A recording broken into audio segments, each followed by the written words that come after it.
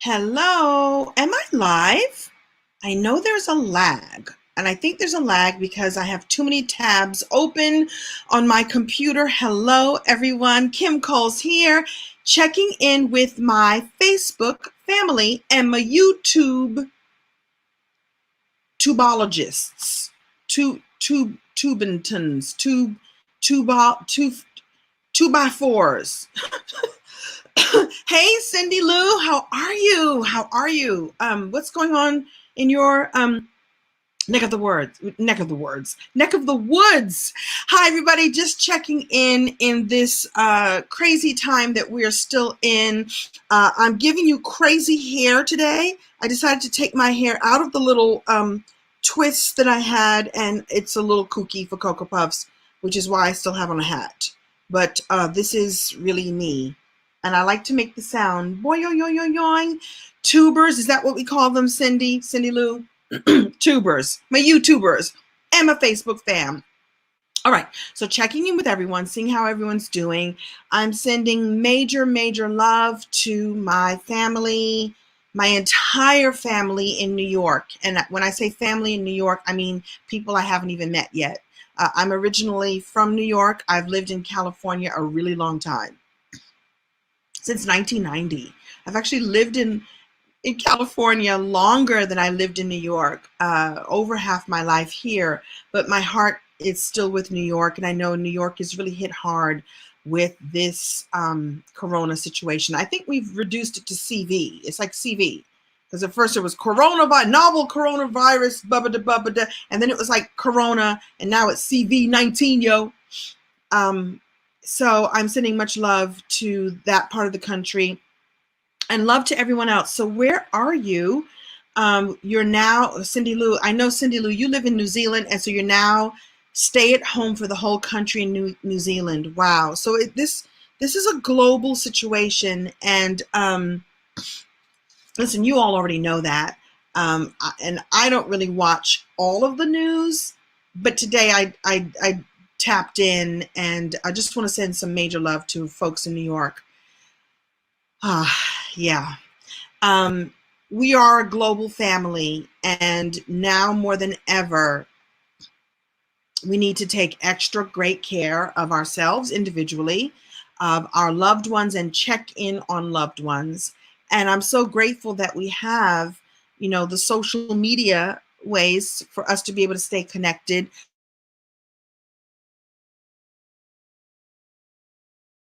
Picture family that was sitting in front of a window, and their elderly family member, what I assumed, was talking on the phone. She had the phone. She was in it sort of looked like a hospital bed of some kind, and she was on the phone looking out the window, and they had seats sitting outside the window, and they were visiting with her. We have to find new ways to connect more than ever. So I see here, Louisiana's here, San Diego, and Philly, and Delaware. Hey, Delaware. I don't see that many Delawareans, Delawareites. I think that's what we call you. Hello, I don't see that many of you, so I'm glad you're here tonight. Tel Aviv, hello, shalom, I think, right? Shalom and hello. Welcome, Charlotte. Yeah, so let me tell you a story about Charlotte.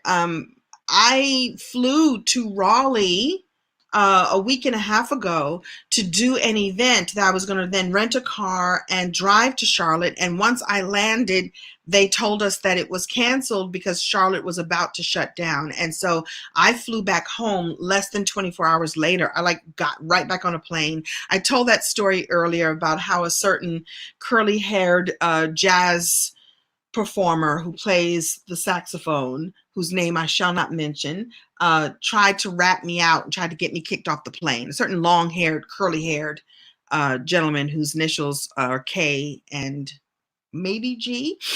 So I told the story, and it was because I was coming from the Raleigh, Charlotte area. So I know we're on lockdown, but that doesn't mean that we can't send love all over the interwebs right now. Yeah, hey, you're from Raleigh? Yeah, Indianapolis, Indiana, here. Thank you for saying you love my hair. This is my hair. I've got wigs.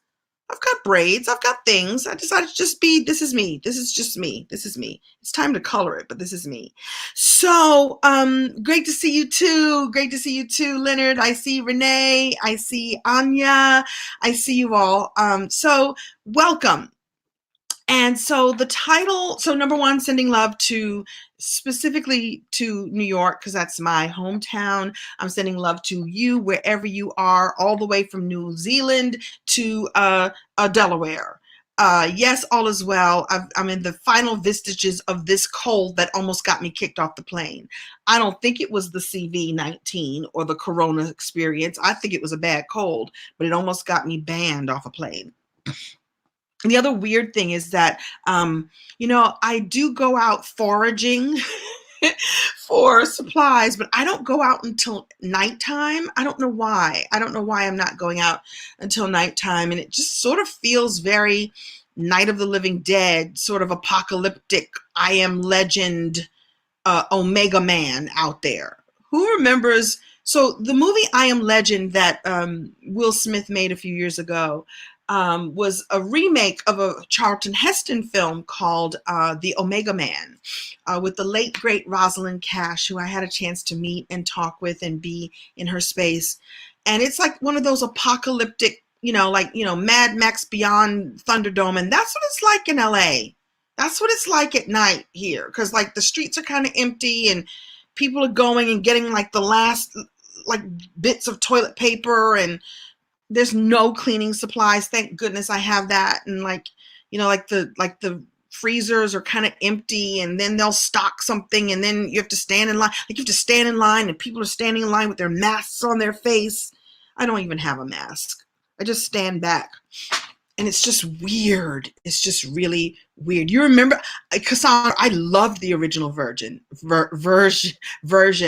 of I Am Legend, the Omega Man. If you're in watching films, watch that one. Specifically because, it had this strong female Black lead. And that was not always done back then, nor is it done now. So it's kind of cool to go back and watch it. And it's kind of campy. It's kind of campy, but that's what all those apocalyptic movies are like that. It's kind of Mad Max Beyond Thunderdome out there. It's weird. I keep waiting to see Tina Turner. We don't need another hero. I keep waiting for her to come out of the shadows and start singing the song. Bring me the little man. I keep waiting for her to like pop out. By the way, a bit of trivia. Erica Alexander, who played Maxo Living Single, and I used to do like sort of a dueling Tina Turner from Mad Max Beyond Thunderdome. Bring me the little man, and for those who took him, no mercy. Oh, you're just a raggedy that. I keep waiting for her. Auntie Entity was her name. And I'm like, we are living in Mad Max times. Somebody's laughing. We don't need another hero. We need a hero. We need a vaccine. We need to get back to our lives. But you know what? Our lives are what they are right now, and we're going to make the most of them the way it is right now. I'm reading some of your comments. Okay, I'll catch up. Okay, so I wanted to share a story. It's a story time about what we're doing with our time. I've started seeing a lot of memes about what people are calling the Corona 15. Because we're home and we're not active as we could be and should be and usually are, people are beginning to get a little chubby. Like I'm eating way more bread. Like I don't normally buy bread.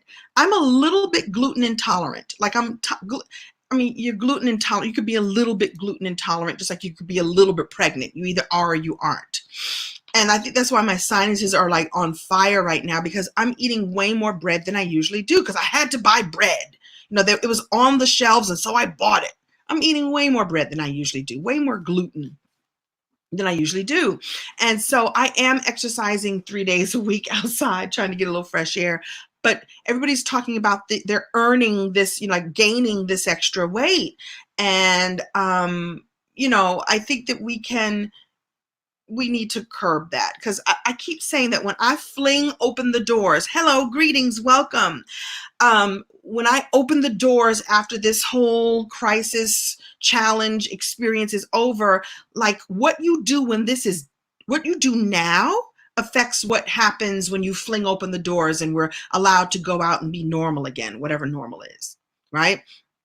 And so I just want to I'm going to challenge myself and challenge all of us to get it together while we're indoors for this long. Get it together. The things that you can do to nourish yourself, in a special way. And I mean, like, nourish yourself, not with, like, loaves and loaves of bread like I've been eating. Okay, I went to Costco. I stood in line at Costco and I bought like the mega pack of Cheez-Its. Why did I need, like, I think there were like 35 variety flavors of Cheez-Its, like little snack packs. And of course you can't eat one. Like, well, that's not nourishing myself. I'm not nourishing myself with snack packs of Cheez-Its. Like, and they had the regular flavor and the white cheddar and like this mix, cheddar jack. I don't even like cheddar jack, but I'm going to eat them because they're there. But I don't want to eat them. I want to nourish myself. And so next time I go out foraging, I'm going to get a lot more vegetables and really go outside and exercise. So I wanted to just speak to everybody about nourishing yourself that way. And also nourishing your mind at this time, nourishing your spirit, your mind, your body, and your soul right now is a really good idea. I know that there's a lot of, depressing and disturbing news, but how you nourish yourself right now is going to make all the difference. When you fling your doors open, who do you want to be when we get back to whatever normal is? My theory is it will never really be normal again. And what I mean by that is we're learning how to reconnect and nourish ourselves in a new way. And I hope that we are not normal. I hope that when this is over, we fling open our doors, that we are renewed just as it is springtime. We are rebirthed just as it is about to be Easter in a few weeks. Like, what you do now, the seeds that you sow right now will make all the difference when this is all changed, when it's all back to normal, whatever normal is. Betty speaks like that. Malcolm says, I rock. Thank you so much. Thank you. So pay attention to what you're nourishing yourself with. It doesn't have to be an entire loaf of sourdough bread and those little Hawaiian rolls. Why did I bring the little Hawaiian rolls in the house? You can't eat just like one or two. They're little. Like the whole, like the sweet Hawaiian rolls. Y'all know about those? Why? I'm going out and I'm buying fruits and vegetables. Next time I go out foraging, I Am Legend, Omega Man, Mad Max style. We don't need another hero. We just need to know the way home. I just need to get it together. And so do you. Okay. So what you nourish yourself, spirit, mind, and soul nourishment. That's right. And Betty Speaks, you and I are in a book together that has everything to do with the soul, and I'm going to announce that tomorrow. I've got a really wonderful announcement to make tomorrow, a book that I'm in that's going to help you so much. I'm one of the co-authors in a book. I usually co-author my own books. I'm usually the one leading the charge, but someone really special asked me to be in her book late last year, and it's finally out. And so I'm going to premiere that book and premiere a special bonus class that's going to go with it. So that's coming for you tomorrow. And it's all about your soul, how you are nourishing your soul right now. Now, I want you to nourish your soul, but I want you to nourish your mind. And I want to tell you a story of a time that I realized I needed to nourish my mind. Is it okay if I tell you a little story? Hey, Daryl Sledge, how you doing? Yes, Hawaiian rolls are the devil, and they're delicious. Hey, the other KC, what's up, Kevin Crosilla? How are you? Yes to fruits and vegetables. Yes. Okay. So this is a story of a time when I should have nourished, at the time that I got the lesson that it's very important to nourish my mind. It's a story that I don't think that I have told publicly. I'm trying to pull out stuff that you all haven't heard from me before, brand new stuff that's old stories. So many years ago, so I started out as a stand-up comedian, in case you didn't know that about me. I started out as a stand-up in New York City. And around that time, it was 1985, to about 1990, before I moved here, I decided to take a few acting classes because I was pretty sure I had a vision for myself and for my career. We're going to talk about vision coming up soon. I had a vision for myself that I was going to probably need to take some acting classes because I thought that stand-up would lead to acting. I was right. Like I had this feeling that I was going to need to know, need to really broaden my skills a little bit because I was doing stand up, and stand up to me is something that you can learn, but I was learning by doing it. I was in the comedy clubs. I was writing my own material and doing it. So I had that covered. So I thought, right? I was really, really entrenched in nourishing myself in that way. And I thought, let me nourish myself by taking a couple of acting classes. And so I jumped into a class in New York and I didn't like it. I didn't like the instructor. The teacher was sort of, he wasn't pleasant in the way he delivered criticism. Like, I don't do well with people being mean. Like, you can be effective with me. Like, some people think they need to be mean and be real critical in order to shake you up. I don't respond real well to that. That shuts me down. You can be firm. You can be, really intense with your criticism to me, for me. But when you're like mean with it, I'm like, I'm not going to take it in. I don't respond well to people being like that. And this guy, to me, felt as if he was sort of a failed actor. So he decided to teach, and he was like, ugh. He was just really crappy in the way he was. And so I dropped out of the class. I was like, I don't need this. I don't need this. I'm fine. I'm a stand-up comedian. I got this. I'm gonna be all right. I'm on stage by myself all the time. I don't need no acting lessons. And by the time I thought, well, maybe it would be good to take a few more classes, by that time I got booked on a little show called In Living Color, and that show brought me to California, and there was no time to jump into a class. When you're in production, I'm always amazed when people find time to do other things. There was no time to do anything other than be in production. So now I moved to California, and I'm on In Living Color, and I was on that show for the first season. And then I left the show right after the first season. That's a story for another day. And I had enough buzz in my career that I got something that was really, I don't know if they do it nowadays. It was really such a blessing. And I wish that they still did it. It was called a holding deal. And a holding deal is when they would give you money to do nothing.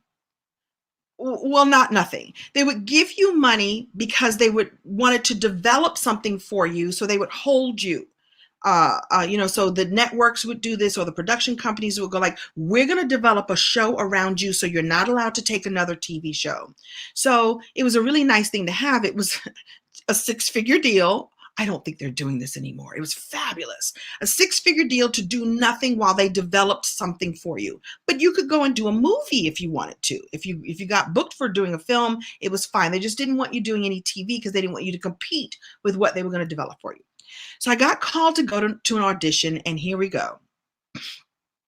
Oh, who was the teacher? I don't even remember his name. The teacher, the acting coach in New York, I have no idea what his name was. I don't know at all, but he was mean.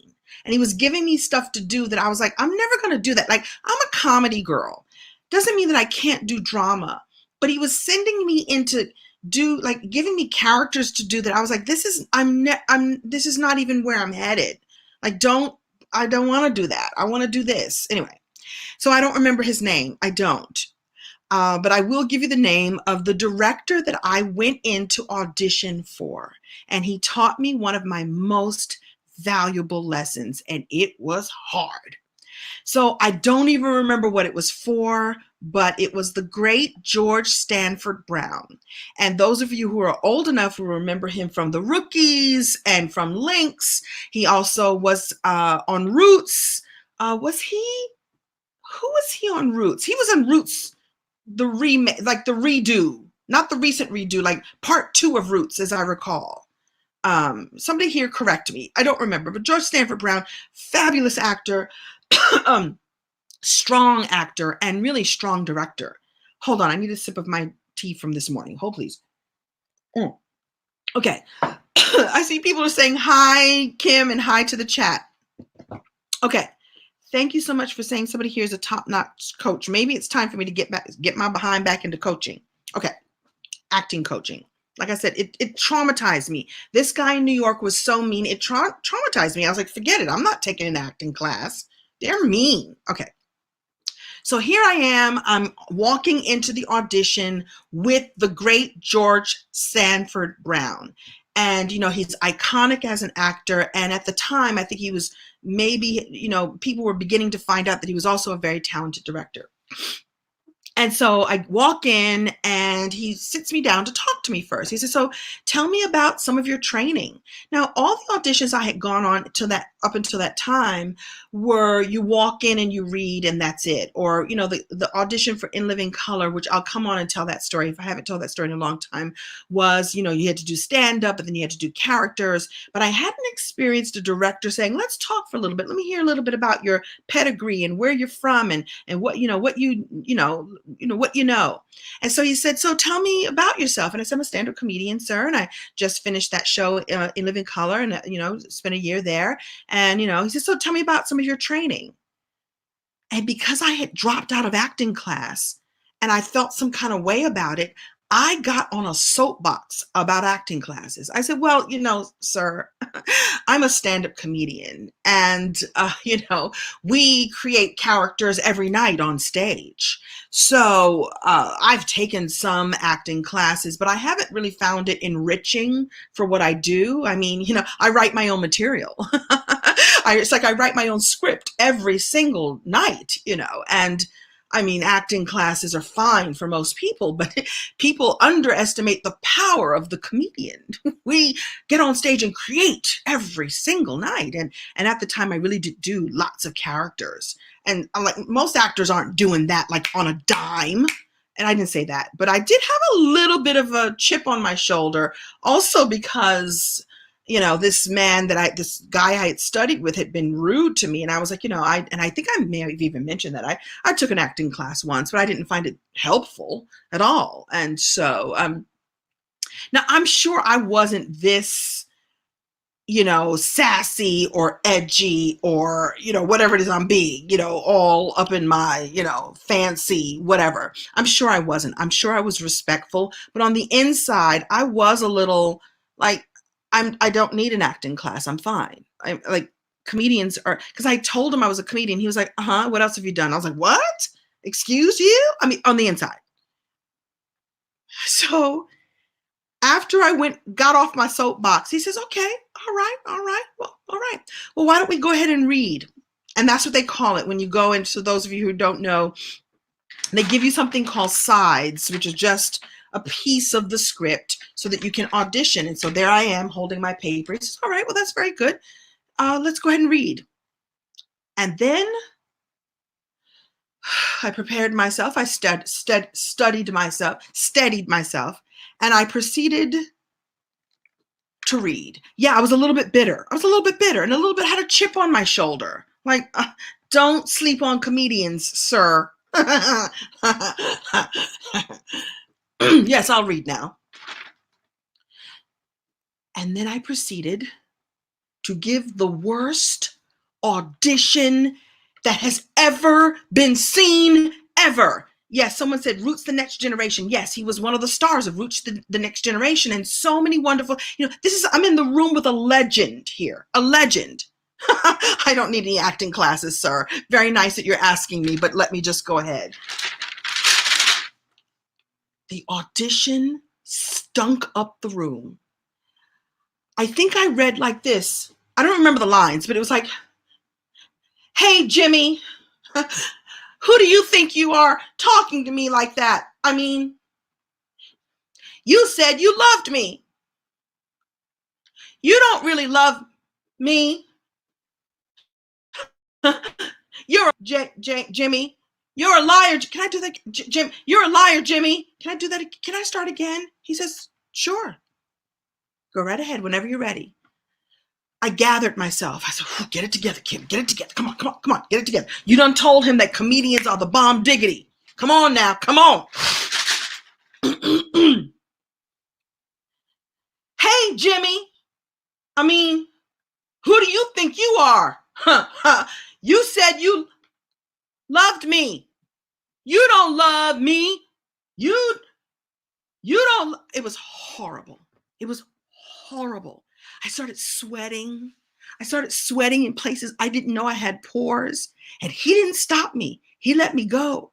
He let me go. He let me go. He didn't go, wait. Let's stop. Because nowadays, when I audition, there are times when the casting director or the director will go, let's just stop. Let's just do an adjustment. This character is actually really hurt right now, or this character is actually happy. Can you do it again and add a little oomph to it? He said nothing. He said nothing. I was like, and the paper was shaking. It's a true story. And I said, and then I finished. I was like, and that's why we're never going to get married, or whatever the lines were. I don't remember. I try to forget it. And he went, silence. Okay. Thank you. And then I had to gather up my bag and gather up my pride. And I said nothing back. He just said, okay. Thank you. He said nothing. He didn't say, don't you think that acting classes would have made you more comfortable reading that? He didn't say, wow, you were really on your soapbox, girlfriend, about that whole comedy thing, and that sucked. He didn't say anything. He just said, okay, thank you. I gathered whatever pride I had left, and I slinked out of the room, sweating everywhere. I'm sure people thought, well, was it a swimming audition? Did you just go swimming in the room? Is there a pool? I didn't know there was a pool we had to jump in, because you, girl, are full of the flop sweat. And I learned the lesson of life, that you must nourish yourself. First of all, don't act like you think you know everything when you don't know everything. Yes, I had mastery in some area. The area of stand-up comedy, I had mastery. And by the way, you never really master it. You should always improve. You should always work to do better. You should always work to get better. There's always another level of mastery to get to. But I had achieved mastery.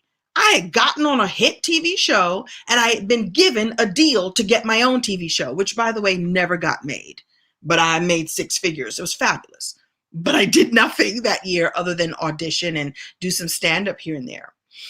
But I was on my soapbox and had a chip on my shoulder that I was so qualified. And I wasn't. I left that day and I signed up for some classes. Actually, I signed up to work with someone privately because I was too embarrassed to take a class. I was like, I obviously stink. And it was someone who for years, whenever I had an audition, I would call on and go, let's work on it together. And one of my proudest moments was I auditioned for Shakespeare in the Park. In New York, every year, they do Shakespeare in Central Park. And one of my proudest moments was a job that I didn't get, but I did get a callback, a couple of callbacks. I was good enough to get seen a couple of times. And in the end, the job went to someone else. But you got to be good to do Shakespeare. And this private acting coach helped me. And that was the lesson I needed to learn to nourish myself. And so why did I tell you this story tonight? I told you this story because we are, most of us, on lockdown. We are, most of us, on, quarantine and, shut in. And I want you to think about an area of your life that you truly believe that you have full on mastery, that you are good at that thing. You're great at that thing. And I'm telling you that you could, at this time, nourish yourself even more to be even better. Nourish yourself. Learn, as I said in the title, learn so that you can earn. That when we fling these doors open, and we're not going to be home for forever. One day this will die down. One day we will figure out how to stop the spread of this disease. And in the meantime, what are you going to do to nourish your mind, your body, and your soul? I'm going to stop nourishing my body with little sweet Hawaiian rolls. I don't know about you. I'm going to nourish my body by really going outside and exercising 5 days a week instead of 3 days a week. I'm going to nourish my mind by reading some of these books that I've been wanting to read. I'm going to nourish my business by creating online courses and trainings and ways that I can teach what I know. That is what I love doing more than anything right now. Yes, I'm still an actress. I'm a speaker, but I can't go on the road and speak. We're not traveling anymore. But I can come here and teach you things. I can come here and teach from my well of knowledge to the degree of my mastery so that I can help you have mastery in several areas. I love teaching people about story. I love teaching people about writing and how to author their books. I love to teach people how to nourish their soul in very specific, wonderful ways, how to feel good about yourself at this time and for all time. That's what I can do. What can you do? What can you nourish yourself with so that when you fling open the doors, you're better than you ever were? What we do in this time, how we sow the seeds in this time is going to make a massive difference for how we come out of this time. I really want you to think about that now. You should not be bored at all. If you're home homeschooling your kids, you should be homeschooling yourself. Seriously. Like you should be purging away that which you don't need anymore and nourishing yourself with that which you have always wanted to do. I'm going to come back and talk about this too. What have you always wanted to do? Now is the time. Let me tell you something. Now is the time to get your rest. Now is the time to nourish yourself more than ever with knowledge, with opportunity, or I should say, this is an opportunity to nourish yourself with possibilities. If there's something that you wanted to do, next time you go out foraging for something, go forage for some seeds to plant. Maybe you wanted to plant a garden, both literally and figuratively. Sow those seeds now because they will bear fruit. They'll have to be. I know, and I said this on one of the earlier streams, that we're going to be fine. We're going to be fine. Humans have always gone through challenges and crises. It's what we're built for. And it's what makes us stronger and better than ever if we nourish ourselves, we learn what we need to learn, we fill our heads, our minds, our bodies, our souls with that which will be the most helpful and useful now and into the future. I have not seen George Stanford Brown since that time. I hope he doesn't remember me. I hope he doesn't remember me. I would never get on a soapbox again about how fabulous I already am. Shut up and just show. Shut up and just be. Shut up and show the world who you are. You ain't got to talk about it. Be it. And now is the time more than ever to do what you need to do to fulfill those dreams and visions and dust off your gifts and talents, dust them up and polish them up, because we will be flinging our doors open soon, sooner rather than later, I feel. And what are you going to do when you come out from hiding? All right. I'm going to stop and look at some comments. How are you all enjoying this? Yeah, he was on Martin too, George Stanford Brown. Oh, thank you, Thomas. I so appreciate you. Thank you, thank you, thank you. Oh, yes, that was me. Yes, Bernard. I did do an episode of Martin as well. Were we on the same episode? I don't remember now. I don't remember. Yeah, there's no reason to be bored right now. There's so much to do. You now have time to do all the things you've always wanted to do inside your house. Read your book, write your book. What? Let me know if you need help with that. I love doing that. I love helping people. All right. On Sunday, so let me tell you what's coming up for us. Tomorrow, I'm coming back and sharing a really cool class that I've put together, a master class that I sat here and created that has everything to do with really nourishing your soul. It's really in line with what I talked about today. Nourishing your soul now is so important. However you do that, whether you pray or meditate or or you have your crystals or whatever it is you do, whatever your faith is, however you call the divine, right? Nourishing your soul right now, and your mind, your spirit is so important. So I put together a class I think you're really going to love, and it coincides with this book that I'm in that's so cool. I'm not going to tell you about it now. I'm going to come back and tell you about it tomorrow. And on Sunday, I just made an arrangement with one of my clients to come on and feature her because she created something during a time of challenge of her life, and she's thriving because of it. we've heard these stories already that during the Great Depression and during the Great Recession, there are companies that thrived because they pivoted how they talked to people. They pivoted what they offered people. And so I'm going to come and interview one of my favorite clients who, during a time of great challenge, great personal challenge of her own, she created something that she now shares with the world. And I'm going to share her with you. And I thought that she would be so inspiring because out of pain and darkness and out of like I said, a really difficult time, she created something that solves a need, helps other people. And that's what you need to be doing right now. I know that these are scary times. I'm just choosing not to stay mired in the fear. I'm staying mired in creativity and imagination and joy and possibilities. And yes, keeping hope alive, Victoria. You're absolutely right. And so I'm going to bring her to you on Sunday because we talked about it already. We made that plan. I've been busy getting ready for y'all.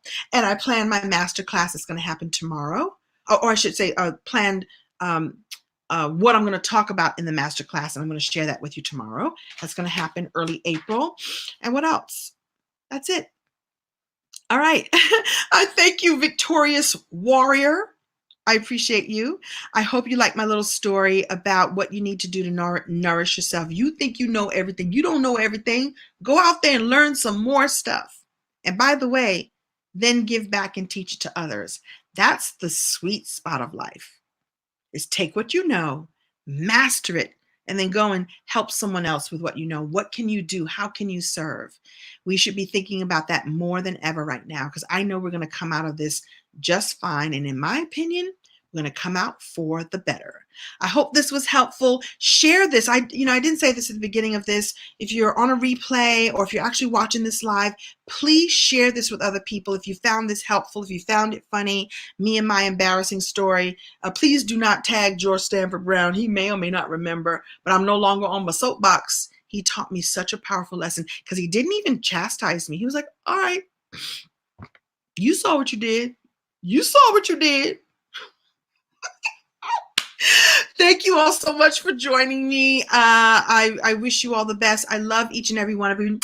I will see you tomorrow and the next day and the next day and the next day and more. Enjoy your evening or your day or whenever it is you watch this. Thank you. Bye-bye and woo, woo, woo. Woo, woo, woo. Bye.